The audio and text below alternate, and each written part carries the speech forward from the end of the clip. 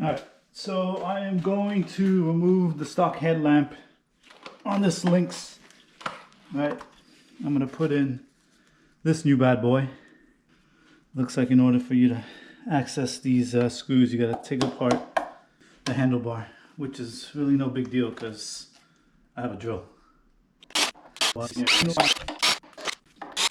Should be the last of the screws. Okay, so there it goes. Off. Now you can access the headlamp. Alright, just remember to unplug it. Here is the size comparison between the two. Plug it in first. I think I could just reuse the screws that, let's see if it fits. Yeah, it does. Alright, so your stock screws should fit right back in. My business. Let's see if it turns on.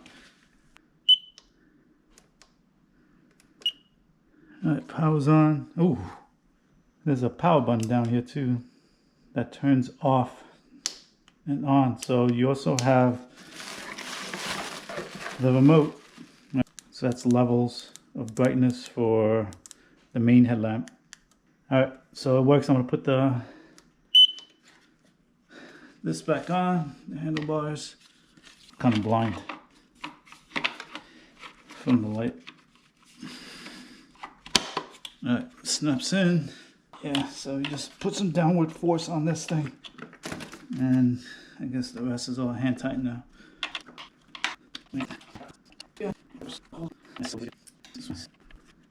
Alright, here we go. The power button here. Woo! I'm really digging this daytime running light. Wow. Looks really nice. Alright, so we're in complete darkness. Alright, so that's the daytime running light. And then I also have the stock light veteran Lynx next to me. Turn that on. Alright.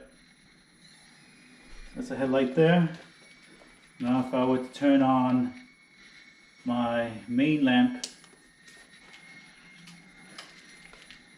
alright, so you can see against the wall. Alright, so now I also have a remote that does high beam and low beam, so let's see how that looks. Alright, so that's the high beam, low beam. This is actually pretty damn nice. Alright, one thing to keep in mind, this might take a good hit if you drop it in the front. Meaning, if I have it leveled out like this, right, you can see that the headlamp touches the ground, so it will take an impact if you fall to the front. You may want to put some bumpers on the front, like some sliders,